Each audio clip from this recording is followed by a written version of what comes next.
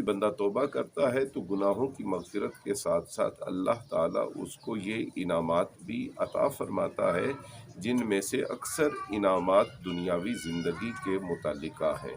اس کے علاوہ توبہ و استغفار صرف زبان سے نہیں ہونی چاہیے بلکہ عملاً بھی توبہ و استغفار کا اظہار ہونا چاہیے۔ اسی لیے روایات میں آتا ہے کہ جھوٹوں کی توبہ صرف زبان پہ ہوتی ہے، تو جو سچی توبہ ہے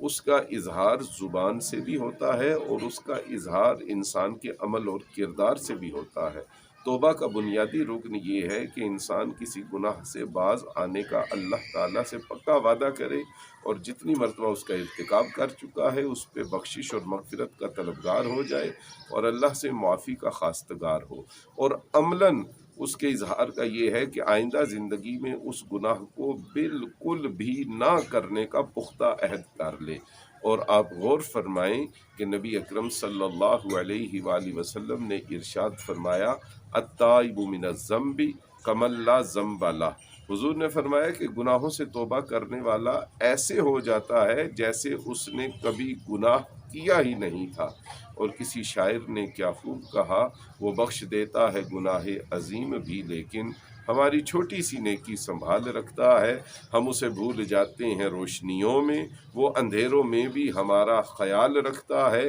جن کے گھروں میں دیے بھی نہیں روشنی